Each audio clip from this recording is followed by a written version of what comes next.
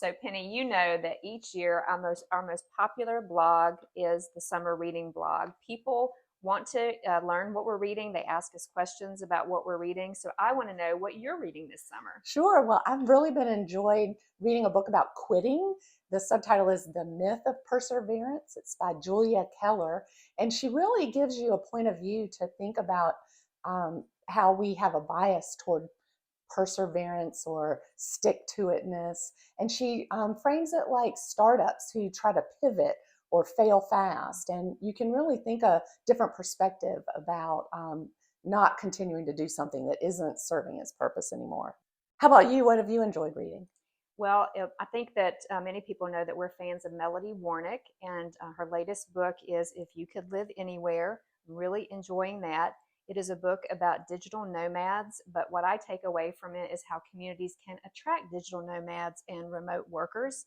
Her first book, This Is Where You Belong, was about placemaking, also a really good recommended read for economic developers. Yeah, Mhm. almost everything applies to economic development. Mhm. Is there something you have in mind to read later this summer? Sure. So on my list for a long time has been a book on awe, and it is about how when you can experience awe, it opens your mind to new ideas.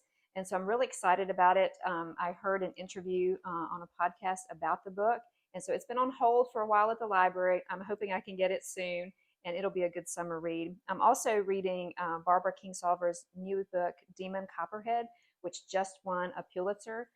As you know, she lives in the region in Southwest Virginia, and I've enjoyed her other books. And this is an Adam Grant recommendation, Anatomy of a Breakthrough by Adam Alter. I'm excited about that one as well.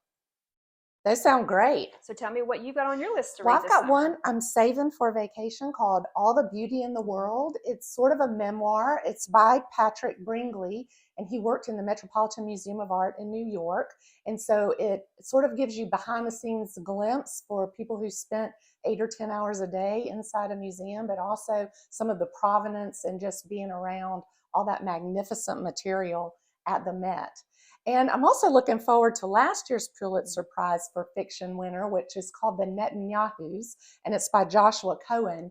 And when you read the blurbs, it says that it's genre bending and very funny, and so I feel like it'll be a good change of pace for vacation this summer. So, where do you get all of your book recommendations and ideas? People ask me this question.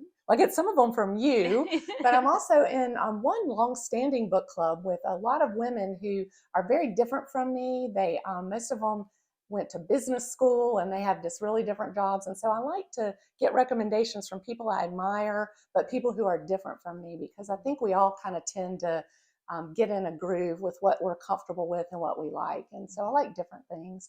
I also do read book reviews and even the app Goodreads. I have some Mm-hmm. people I like to keep up with what other people are reading. Mm-hmm. But how about you? Where are you sourcing your books? Well, I mentioned Adam Grant, and we're huge fans of his work. So I always comb through his recommended reading lists and always find a few good books there. I get a lot of my book ideas or recommendations from podcasts. I listen to a lot of podcasts while I drive, and I'll hear an interview with an author on the podcast, and then I'll make a note that I have to read that book.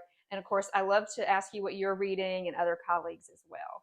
Well, it's funny you say that about podcasts. I listen to a lot of podcasts too, and I feel like some of these authors are on the podcast circuit, and maybe by the third time I've heard them be interviewed on a podcast, I wonder if I really need to read that book at all. So maybe that's a shortcut I take sometimes. So there'll be a list of the books that we talked about and some that we have on our list to read at the end of this video. And also make sure you check out our summer reading blog, which will talk about some other books. And make sure you share your book ideas with us because we'd like to hear what you're reading too.